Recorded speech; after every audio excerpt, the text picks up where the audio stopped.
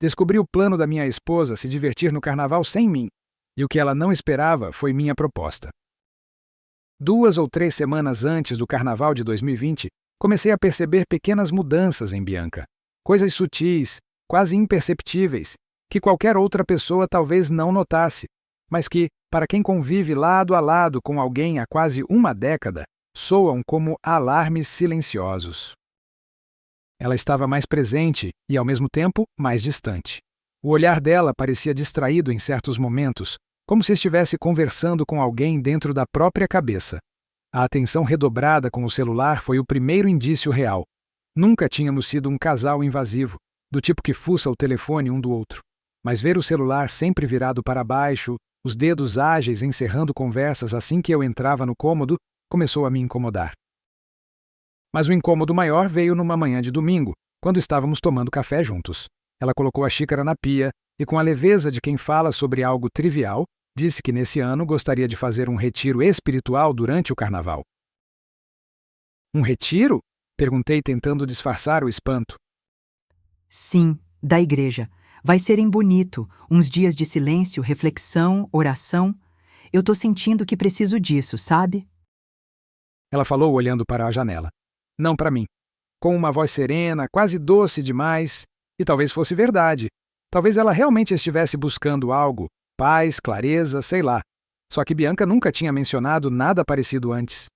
E eu nunca ouvi falar desse tal retiro, o que, claro, não quer dizer muita coisa. Eu nunca fui próximo da congregação que ela frequenta esporadicamente. Esse era um território dela, uma parte da vida dela a qual eu nunca dei muita atenção. Ainda assim, algo ali me pareceu coreografado, como se as palavras tivessem sido ensaiadas. Mas eu não disse nada, apenas assenti com a cabeça, deixei a conversa morrer no ar e continuei passando manteiga no pão. Por fora, fui o mesmo de sempre. Por dentro, uma pontada incômoda se formava no estômago. Não era exatamente desconfiança ainda. Era outra coisa, algo mais próximo do pressentimento. O sábado de carnaval chegou abafado, com aquele calor úmido de fevereiro que parece grudar na pele e pesar nos ombros. Bianca acordou cedo, mais cedo do que o normal para um feriado. Estava agitada, mas tentando disfarçar sob uma camada de calma artificial. O tipo de calma que só engana quem quer ser enganado. Vestiu uma roupa leve, confortável. Trazia consigo uma mochila pequena e uma segunda bolsa maior, que colocou no porta-malas do carro. Disse que passaria o fim de semana no retiro e voltaria na terça à noite. Me beijou na testa como quem sela um pacto e sorriu com ternura. Um sorriso que, por um segundo, quase me fez duvidar de tudo que eu já vinha sentindo. Mas eu sabia. Não como se sabe um fato. Sabia como se sabe quando vai chover, mesmo com o céu limpo. Era uma certeza no peito, ainda sem provas. Esperei alguns minutos depois que ela saiu. Peguei meu carro com uma calma que não me reconheci e segui em silêncio, mantendo uma distância segura. Era a primeira vez que seguia alguém. Era a primeira vez que seguia minha mulher. Ela foi direto para o bairro Monte Castelo e parou na frente de um sobrado discreto.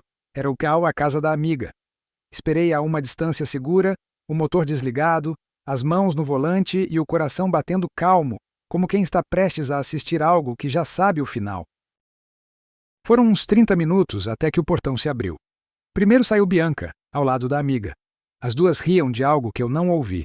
Em seguida, surgiu o marido da amiga com uma mochila nas costas e, por último, um homem que eu nunca tinha visto.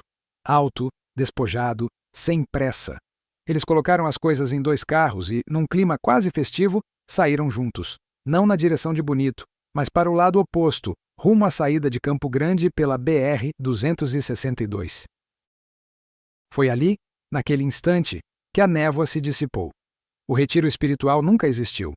Era apenas uma desculpa bem montada, encenada com fé e convicção. Ela não estava indo buscar Deus, estava indo buscar outra coisa. Uma versão de si que, por alguma razão, não cabia mais dentro da nossa casa. Não voltei para casa de imediato. Fiquei parado ali por um tempo, assistindo carros passarem, ouvindo o estalo do sol no capô quente. Tive a sensação de que algo em mim tinha descolado do resto. Não senti raiva, nem dor. Senti um vazio limpo, como um quarto que foi esvaziado às pressas. E foi ali, sem que ninguém soubesse, que meu casamento chegou ao ponto de não retorno. Mesmo que o mundo à volta ainda não soubesse disso, eu já sabia. Os dias seguintes foram uma mistura opaca de silêncio, raiva e dúvida. O feriado de carnaval, que sempre teve aquele barulho distante de festas e batucadas, pareceu zombar de mim do lado de fora da janela. Dentro de casa, tudo parecia suspenso. Como se o tempo tivesse parado só para que eu pudesse ouvir meus próprios pensamentos, e eles não eram bons. Não liguei a televisão. Não pus música. A única coisa que fiz foi andar de um cômodo ao outro, abrir a geladeira, fechar de novo, beber mais do que devia e tentar, sem sucesso, me concentrar em qualquer tarefa. Tentei me convencer de que nada era definitivo, que talvez eu tivesse interpretado errado, que talvez aquilo tudo fosse uma versão torta de algo que eu ainda não entendia. Mas quanto mais pensava, mais claro ficava. Ela mentiu. E não foi uma mentira pequena. Foi uma mentira construída, planejada, montada com calma e confiança, e isso me corroía. Pensei em ligar, em mandar mensagem, em confrontar, mas não fiz nada. Permaneci ali, passivo, como um espantalho emocional, assistindo ao tempo passar enquanto o sentimento de exclusão crescia dentro de mim como uma planta tóxica. A casa, normalmente cheia de pequenos ruídos domésticos, estava muda. A xícara de café dela ainda estava na pia, a toalha dela no banheiro, o travesseiro afundado do lado esquerdo da cama. Tudo aquilo era prova física de que ela existia na minha vida, e, ao mesmo tempo, cada objeto parecia zombar da minha ausência na vida dela naquele momento. Na terça-feira à tarde, por volta das 5, ouvi o som familiar do portão. Meu coração disparou, mas meu rosto não mudou. Continuei sentado no sofá da sala, com o ventilador ligado na potência máxima e os olhos fixos em nada. Ela entrou com passos leves, como quem volta de um fim de semana qualquer. Trazia os cabelos soltos, o rosto lavado e uma serenidade no olhar que me provocou um enjoo súbito. Nos olhos dela não havia culpa, nem culpa disfarçada. Havia outra coisa, algo entre o alívio e o cuidado com o que viria. Oi, amor. Ela disse, como se a palavra ainda tivesse o mesmo valor. Eu não respondi. Apenas levantei do sofá e fui até a cozinha, como se estivesse em busca de um copo d'água. Quando voltei, ela ainda estava na porta, observando o ambiente, talvez tentando decifrar meu silêncio, e afundei-me novamente no sofá. Ela não insistiu, não tentou me abraçar, não me perguntou nada. Apenas colocou a bolsa no sofá, tirou os sapatos e foi para o quarto. O som dos passos dela no corredor foi quase tão doloroso quanto o silêncio que o seguiu. E então, sem que eu esperasse, ela fez algo totalmente surpreendente. Fiquei sentado no sofá, de costas para o corredor, ouvindo o leve ruído dos passos de Bianca se afastando. O som abafado da porta do quarto se fechando marcou o fim do que eu imaginava ser aquele reencontro. Esperava que ela voltasse com uma justificativa, uma mentira a mais, talvez até lágrimas. Mas como tudo naquela semana, o que veio foi diferente do esperado. Minutos depois, senti sua presença antes mesmo de vê-la. Ouvi a porta se abrir, passos lentos e seguros, o som suave do piso sob os pés descalços. Quando virei o rosto, ela estava ali. Completamente lua, sem roupas, sem palavras, sem hesitação. Os olhos dela me encaravam como se procurassem uma resposta dentro de mim. Ou talvez nem isso. Talvez ela já soubesse que resposta daríamos um ao outro naquela noite. O corpo dela parecia o mesmo de sempre, mas havia algo diferente na forma como ela o carregava. Menos pudor, mais intenção. Ela se ajoelhou entre minhas pernas com a naturalidade de quem repete um gesto antigo. Mas aquilo não era antigo, era inédito, e por isso mesmo tão desconcertante. Não disse nada. Não pediu permissão, não explicou, apenas fez. Minha mente gritava perguntas, mas o corpo silenciou todas elas. Havia um desejo bruto entre nós, não por vingança nem por domínio, mas por algo mais primitivo, o desejo de se reconhecer no outro, ou de tentar, pelo menos por algumas horas, esquecer tudo o que aconteceu e voltar a ser apenas pele. As horas seguintes aconteceram num ritmo que eu não controlava. Bianca não era a mesma mulher que meses antes hesitava, recusava, evitava. Aquilo que eu um dia pedi com cautela e recebi com negação ou desconforto, agora vinha dela com espontaneidade quase insolente. Ela me guiou por lugares onde antes havia fronteiras, Tocou, sussurrou, entregou-se, fez coisas que antes ela dizia não entender, e agora não só entendia, como parecia desejar com uma fome contida. Nada naquilo foi mecânico. Tudo era intencional. Preciso. Calculado, talvez, mas se era, ela escondia bem. E eu, ali, dividido entre o homem que sentia prazer e o homem que sentia raiva, não consegui resistir. Meu corpo foi mais fraco que minha mágoa. Quando amanheceu, estávamos lado a lado na cama. Ela dormia de leve, como se o mundo estivesse em paz. Eu não. Eu a observava com os olhos abertos, sentindo o cheiro dela ainda preso nos lençóis e pensando na pergunta que começava a me atormentar. O que exatamente ela foi fazer naquele feriado? E o que voltou com ela para dentro de casa? Nos dias que seguiram aquela noite, Bianca mudou. Não era uma mudança drástica, teatral. Era sutil, quase delicada, mas nítida como uma brisa antes da tempestade.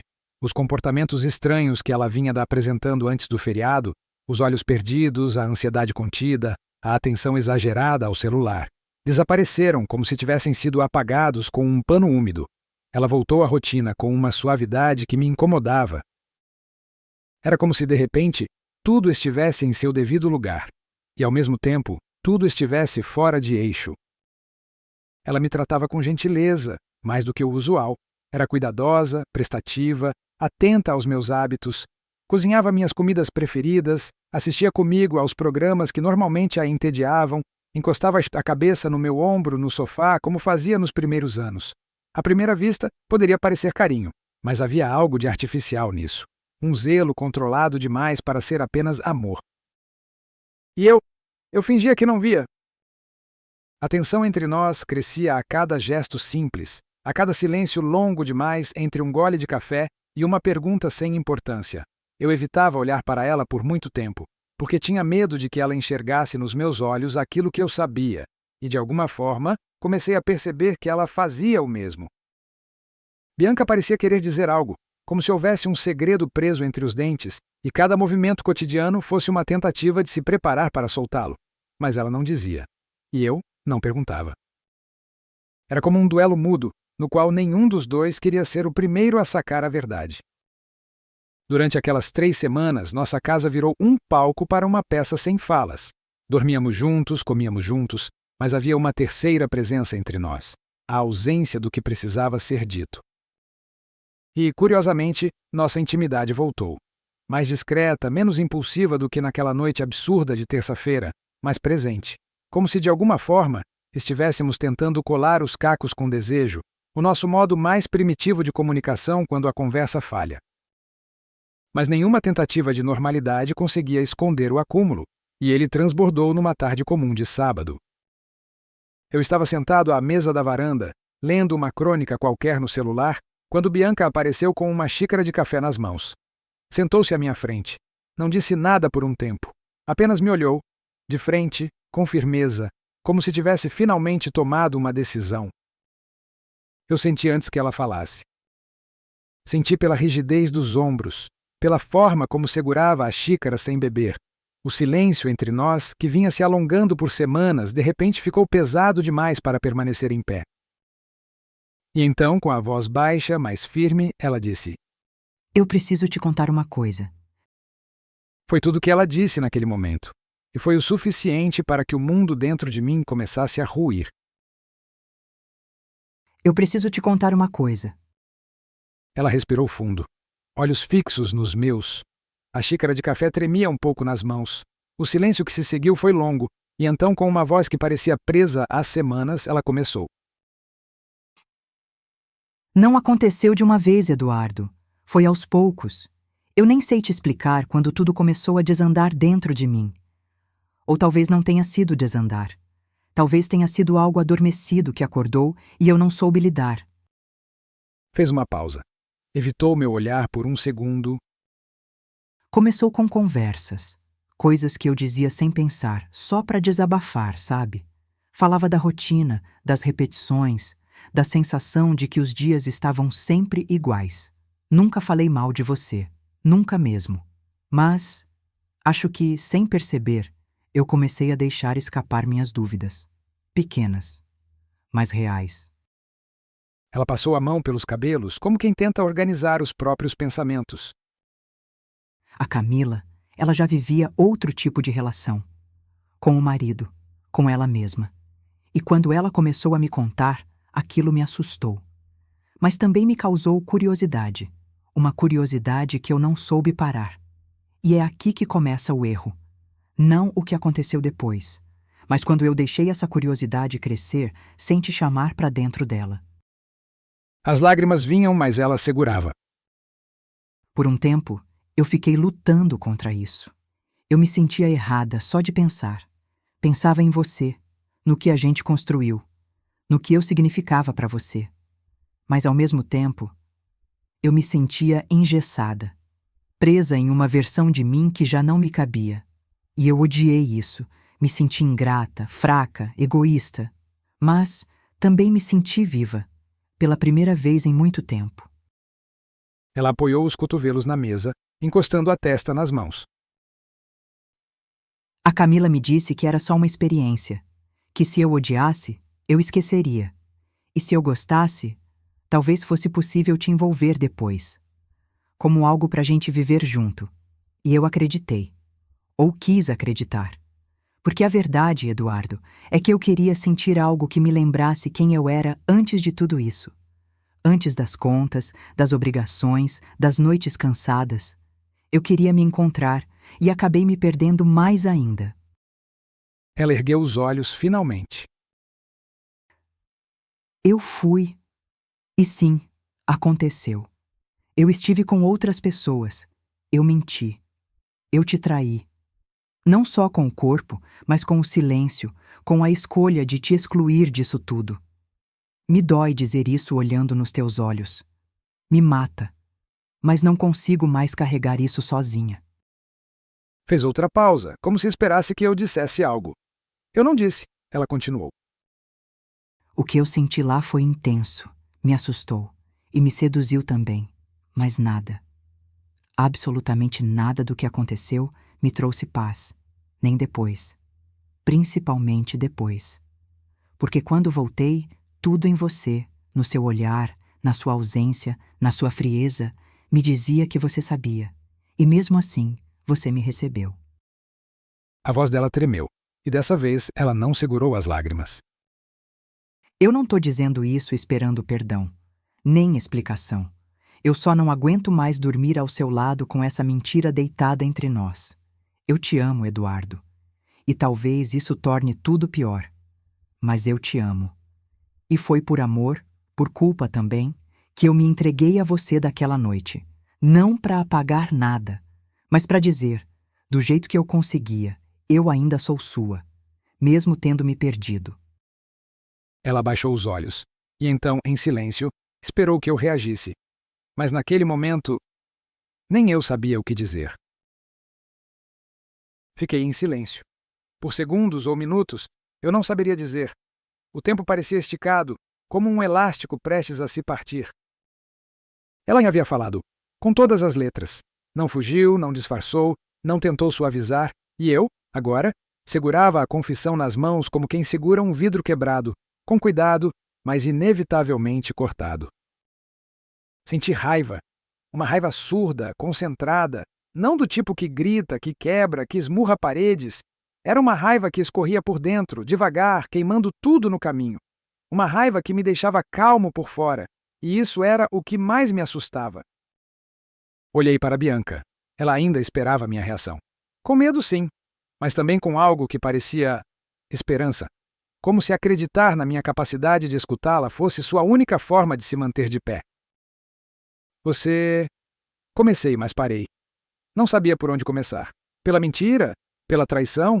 Pela ousadia de agora querer me incluir nesse mundo que antes era segredo? Eu te traí. Mas, Eduardo, por mais absurdo que pareça, eu queria dividir isso com você agora. Não a culpa, mas a descoberta, a liberdade. Aquilo que eu vivi lá me fez perceber o quanto nossa vida estava adormecida.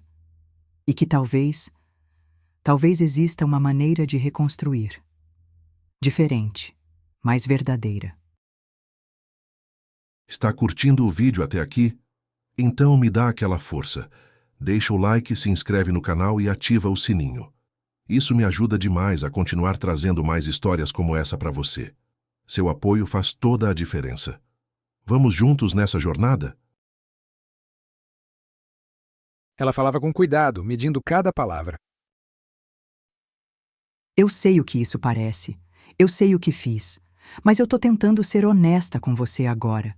Totalmente. Pela primeira vez em muito tempo. Se ainda houver algo entre a gente, eu queria propor que vivêssemos isso juntos. Sem mentira. Sem exclusão. Do seu jeito. No seu tempo. Só. Não com silêncio. Minha vontade era dizer não. Gritar não. Jogar tudo que a gente construiu no mesmo lugar em que ela havia deixado aquela versão de si. Na cama de alguém que não era eu. Mas a verdade é que minha cabeça não gritava. Ela cochichava.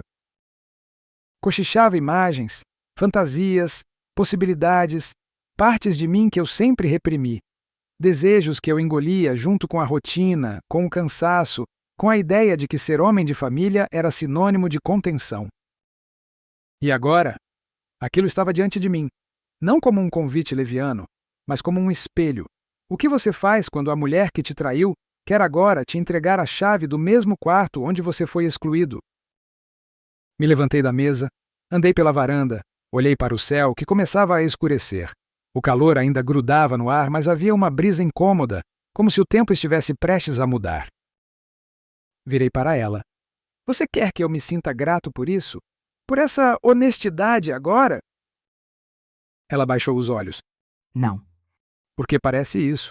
Parece que você quer que eu abrace a tua traição, vista ela como descoberta, e sorria como se fosse uma dádiva moderna. Não é isso! Disse, quase num sussurro. Então o que é? Porque, Bianca, eu te olhei durante anos como quem olha para casa, e agora você me pede para ver você como uma porta aberta? Ela fechou os olhos por um instante, e então disse algo que me desmontou. Eu não te peço nada, Eduardo. Só que você não me veja mais como o que eu fui, porque eu também não quero me ver mais assim. Houve silêncio depois disso. Um silêncio doído, honesto, necessário. Não perdoei Bianca naquele dia, nem a odiei. Mas comecei a entender que o que viria depois não caberia mais nas formas antigas. Foram 3 meses estranhos, talvez os mais confusos da minha vida. Bianca me contou tudo, e depois disso, nada mais foi igual. Mas também não foi exatamente diferente. Não brigamos, não nos afastamos, não houve gelo nem rompimento imediato. Continuamos dividindo a mesma cama, o mesmo café, os mesmos silêncios. E foi aí que começou o que me corroeu por dentro, porque, ao invés de recuar, ela se aproximou, mas de um jeito novo, desconcertante. Bianca passou a me desejar como nunca antes. Se entregava a mim com fome, com iniciativa, com sede de provocar, coisas que anos atrás eu pedia com cuidado e ela recusava, constrangida ou sem paciência, agora vinham dela, espontaneamente, intensamente. Ela me surpreendia à noite, me buscava no meio do dia, me olhava com olhos famintos como se o corpo dela tivesse acordado, e era bom, melhor do que já havia sido, e era também insuportável. Porque toda vez que ela se oferecia eu pensava, onde ela aprendeu a fazer isso? Com quem ela fez isso antes de fazer comigo? Era como estar com uma nova mulher, usando o rosto da minha esposa. E isso mexia comigo de um jeito que eu não sabia administrar. Em alguns momentos, eu me sentia poderoso, desejado, dono de algo precioso. Em outros, me sentia um figurante num roteiro que não escrevi. Minha mente era um campo de batalha constante entre a mágoa e o desejo, entre o orgulho ferido e a curiosidade pulsando. Eu a queria, muito, mas ao mesmo tempo, queria arrancar dela o mesmo vazio que ela me deixou quando foi para aquela pousada. E foi nessa confusão que uma ideia começou a tomar forma. No início, parecia só vingança, uma tentativa barata de equilibrar a dor, mas, aos poucos, a ideia se sofisticou. Talvez eu quisesse entender o que ela viveu, talvez eu quisesse ter o direito de sentir o mesmo prazer proibido, talvez eu quisesse ver se ainda sabia ser homem para outras mulheres também. E então a condição surgiu, clara, crua, Ela viveria agora o que eu vivi. A ansiedade, a angústia, a dúvida, o medo de estar perdendo alguém por dentro, sem fazer escândalo. Ela disse que queria me incluir no mundo que ela descobriu. Pois bem, antes de caminhar ao lado dela por esse mundo, ela precisava passar sozinha pelo que ela mesmo me fez passar. Só assim, quem sabe, seríamos 2 inteiros e não 2 remendos. Nos últimos dias daquele terceiro mês, depois de mais uma noite ardente e silenciosa, eu disse: sobre aquilo que você me propôs. Ela virou o rosto atenta. Eu tenho uma condição. Ela me olhou em silêncio. Eu podia ver no rosto dela que a palavra condição pesava mais do que qualquer coisa que eu pudesse dizer em seguida. Sentei na ponta da cama, respirei fundo e encarei seus olhos com a calma de quem não tinha mais espaço para gritar. Você me propôs que a gente vivesse essas experiências juntos. Dissem. Ela respondeu com cautela. Mas a gente não pode partir do mesmo ponto. Por que não? Tive que controlar o tom. Eu sabia que essa conversa não era sobre justiça, mas precisava parecer, porque você já foi, você já viveu, já descobriu, experimentou, escondeu e voltou. Ela abaixou os olhos. E eu fiquei, aqui, sozinho, tentando adivinhar o que estava acontecendo, me sentindo pequeno, enganado, impotente. Parei e disse com clareza: então minha condição é simples. Eu quero passar por isso também, mas do meu jeito, sem você. Se for pra gente caminhar para esse novo lugar que você sugeriu, para essa tal liberdade, tem uma coisa que precisa acontecer antes. O quê? Igualdade? Ela franziu o senho. Igualdade? Igualdade emocional. Não entendi? Você teve uma experiência sem mim, viveu algo novo, intenso, secreto, mentiu pra mim, me deixou de fora e me fez imaginar sozinho o que estaria acontecendo com você em outro lugar, em outra cama, em outro mundo. Você teve aquilo. Eu tive o vazio. E antes de qualquer nova proposta, você precisa saber o que é esse vazio. Ela mordeu o lábio. Você está falando de fazer a mesma coisa? Não pelo prazer, não pela descoberta, pelo silêncio, pela ausência, pela angústia de não saber onde eu estou, com quem, o que está acontecendo. Você precisa sentir o que eu senti. O incômodo de imaginar, o medo de perder, o desespero de não controlar. Ela engoliu em seco. E se isso nos destruir? Então não havia nada de verdadeiro no que sobrou. Mas se resistirmos, se ainda houver amor no meio da dor, talvez aí sim a gente possa construir algo novo, juntos e justos. Ela demorou a responder. Seus olhos ficaram marejados. Mas não havia drama. Havia reconhecimento. Ela entendeu. Não concordou, mas entendeu. Me levantei. Deixei ela ali, sentada na cama, abraçada ao próprio corpo, como alguém que começa a entender o preço do que ofereceu. Eu sabia que não havia volta. No instante em que decidi procurá-la, a amiga de Bianca, percebi que estava cruzando uma linha da qual não se volta inteiro. Camila me recebeu com surpresa. Nos conhecíamos, claro, o suficiente para um café na varanda, um almoço em grupo, trocas sociais, mas nunca havíamos estado a sós. Ela estranhou meu pedido. Um encontro rápido, informal, numa cafeteria afastada. Você quer o mesmo fim de semana? Perguntou com a voz baixa e as sobrancelhas arqueadas. Mais do que isso, quero a mesma experiência. Com você, seu marido e mais uma mulher que você achar adequada. Bianca sabe disso? Não, Vai saber? vai. Mas só depois, como eu soube dela. Camila não respondeu de imediato. O silêncio entre nós foi longo o suficiente para que o garçom viesse pela segunda vez. Ela olhou para mim com estranheza, mas também com curiosidade. Posso perguntar por quê? Não é vingança, não é fantasia, é equilíbrio. Você quer machucar ela? Só quero que ela sinta o que eu senti. Só assim poderemos decidir o que fazer com o que sobrou entre nós. Camila recostou-se na cadeira, pensativa. Por alguns instantes percebi o conflito dentro dela, entre a amiga de longa data e a mulher que há anos vivia sob códigos conjugais mais flexíveis, entre a lealdade e a filosofia de liberdade que sempre defendeu. Você quer discrição? Sim, Não segredo, mas que seja um assunto velado, sem alarde, sem fofoca, sem provocações. Entendi. Ela olhou para a xícara, brincava com a colher, depois suspirou. Honestamente, acho que vocês dois estão entrando numa zona muito perigosa. Já estamos nela. Mas também, talvez isso traga o que vocês precisam. Uma verdade. Feia ou bonita, mas verdade. Fez uma pausa mais longa antes de concluir. Eu vou conversar com meu marido. E vou pensar em alguém. Alguém que entenda o contexto e que saiba respeitar os limites. Obrigado. Isso não é um favor. É uma escolha arriscada. E se der errado, eu posso perder a amizade da Bianca. Eu sei, mas vou fazer isso com sua ajuda ou sem ela. Nos despedimos sem pressa. Nenhum de nós estava confortável, mas ambos sabíamos. A decisão já havia sido tomada. Dias depois, numa manhã fria de sexta-feira, enquanto tomávamos café como se tudo estivesse em paz, eu disse: "Vou passar o fim de semana fora. Preciso de um tempo." Bianca me olhou com o tipo de expressão que apenas quem ama e teme ao mesmo tempo consegue sustentar. Ela não perguntou para onde, nem com quem, apenas assentiu com a cabeça. Os olhos estavam úmidos, mas firmes. Naquela noite, eu parti, e ao longo de um fim de semana inteiro, vivi o espelho daquilo que havia me sido tirado. Compartilhei sorrisos, toques, olhares. Entrei em um quarto com outras pessoas. Me despi de quase tudo, exceto da lembrança de que aquela experiência não era sobre prazer, mas sobre restaurar algo dentro de mim que havia sido quebrado. Voltei no domingo à noite, cansado, não fisicamente, mas existencialmente.